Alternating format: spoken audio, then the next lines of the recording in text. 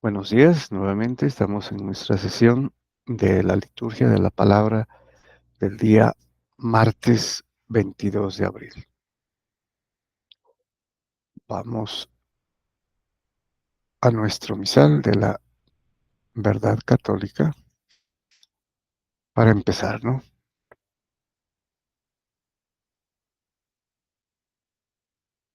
Bueno, aquí tenemos martes 23. Bueno, tenemos este día, el día de San Jorge, ¿no? San Jorge mártir, un gran santo, y especialmente porque es patrono de muchos países de Europa, ¿no?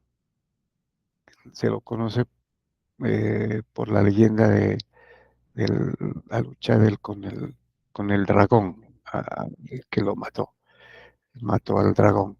Bueno, hay muchas historias en torno a San Jorge. Bueno, vamos a la primera lectura, ¿no?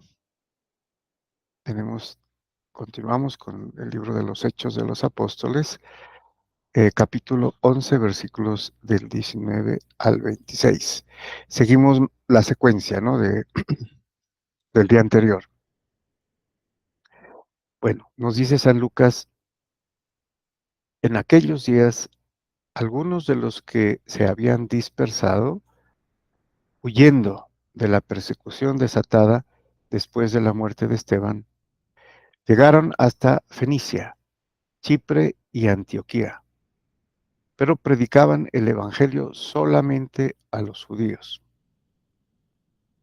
Recuerden que esta era, digamos, el mandato, ¿no?, que les había dado el Señor, que solamente a las ovejas perdidas de Israel, ¿no?, al pueblo judío. Pero ya, como en el anterior pasaje, vimos que también empezaron los gentiles, ¿no?, a recibir la gracia del Espíritu Santo. Pero no sucedió automáticamente, ¿no? Siempre hubo sus problemas de aceptar a los gentiles, especialmente por parte de los judíos, ¿no?, como los nuevos cristianos. Continuamos. Sin embargo, hubo entre ellos algunos chipriotas y cirenecenses que al llegar a Antioquía comenzaron a dirigirse también a los griegos y a predicarles el evangelio del Señor Jesús.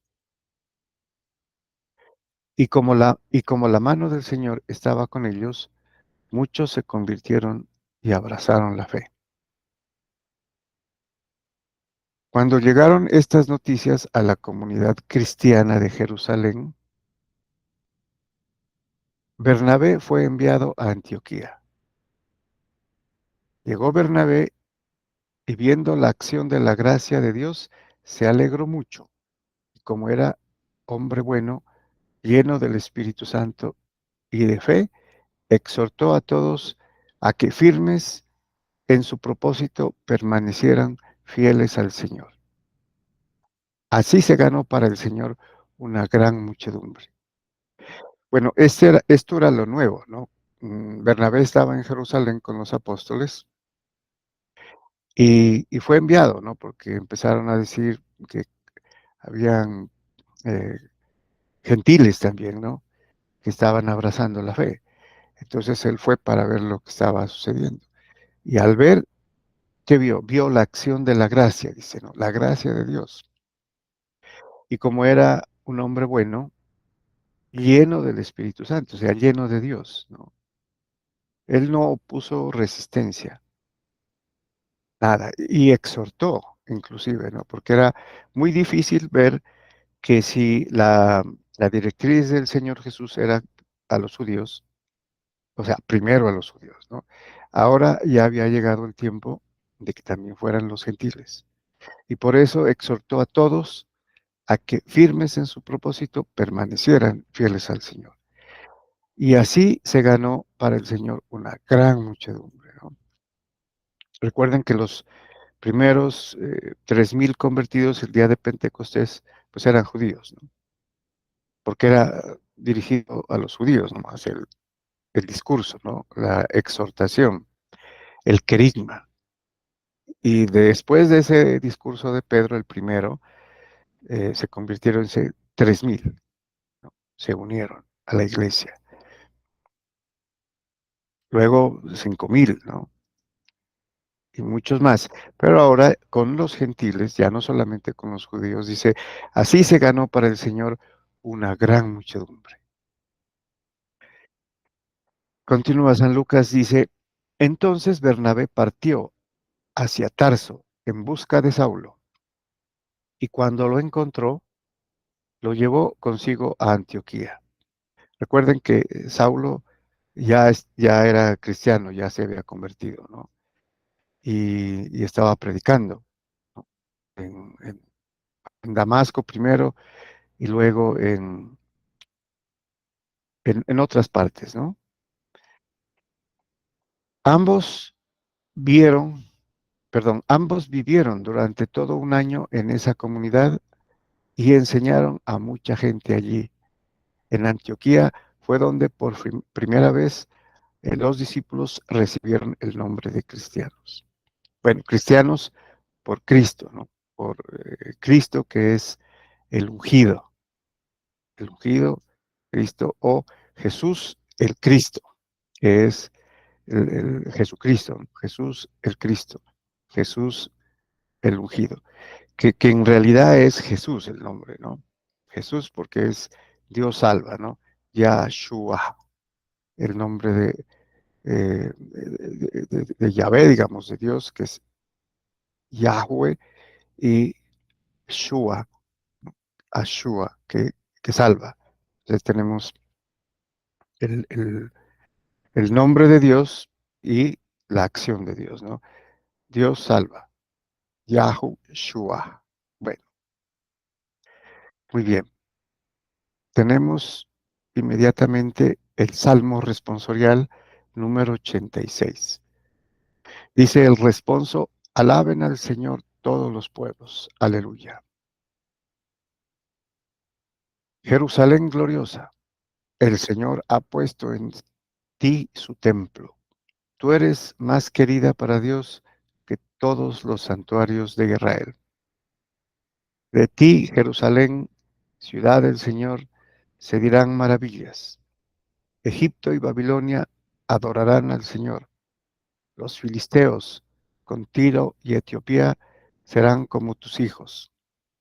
Y de ti, Jerusalén, afirmarán, todos los pueblos han nacido en ti, y el Altísimo es su fortaleza. El Señor registrará en el libro de la vida a cada pueblo, convertido en ciudadano tuyo, y todos los pueblos te cantarán bailando. Tú eres la fuente de nuestra salvación. Este salmo ya es profético, ¿no? De lo que va a pasar cuando ya menciona a todos los pueblos y todas las naciones. Si todos los pueblos han nacido en ti y el Altísimo es tu fortaleza.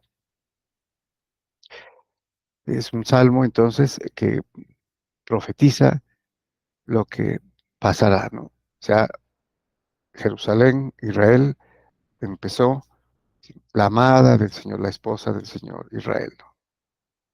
Pero luego se amplía eso, ¿no? Con el Nuevo Testamento, con la nueva alianza, y ya son todos los seres humanos, ¿no? Todos los pueblos. Bueno, vamos al Evangelio.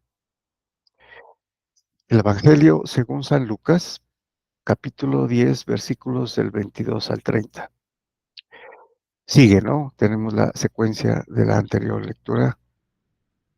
También, ¿no? Por San Juan. Nos dice San Juan, tomémonos un poquito de café.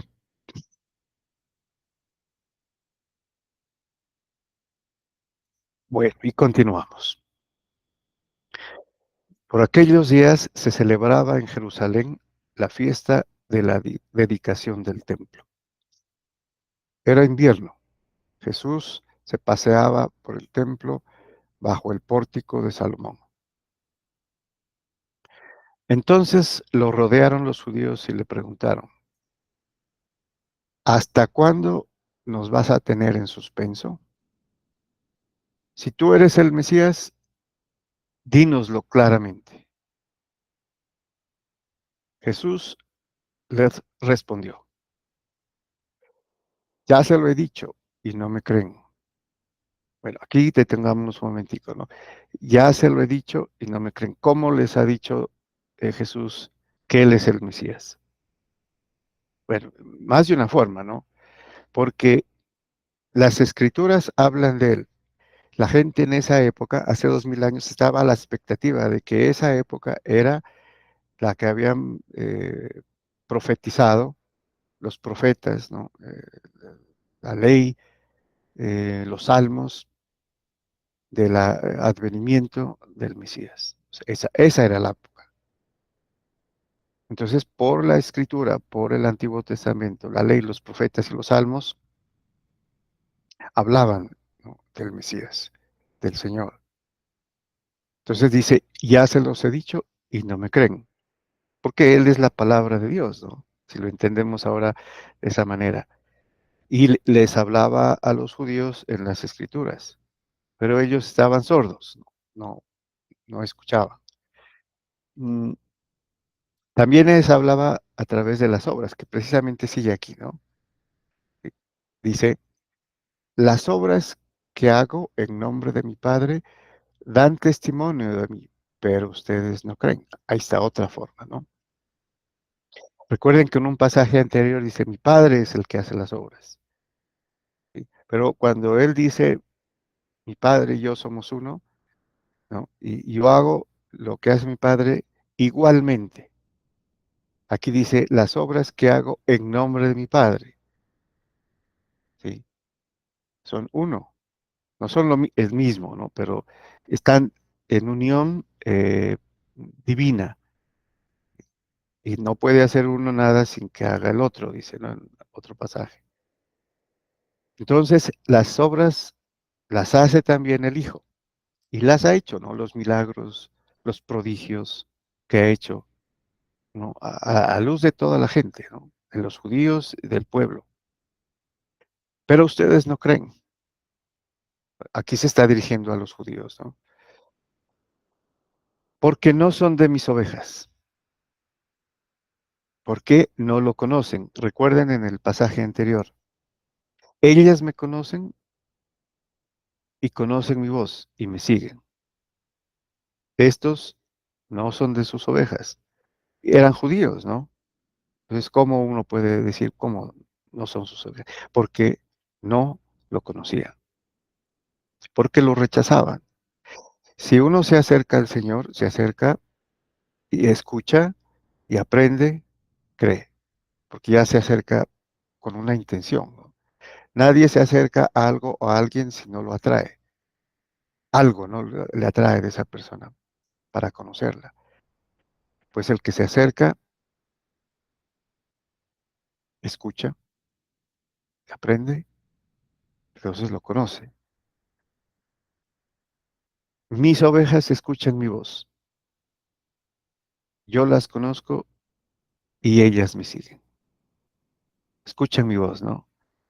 Pero no solamente escuchan la voz. Aquí es una metáfora, las ovejas, ya saben ustedes, se refiere a los que creen en Él, ¿no? Escuchan y obedecen, porque le creen. No solamente creen en Él, sino le creen lo que dice. Bueno, yo les doy la vida eterna y no perecerán jamás. También tiene reminiscencia al capítulo sexto, ¿no?, que vimos el capítulo del discurso del pan de vida. Yo les doy la vida eterna.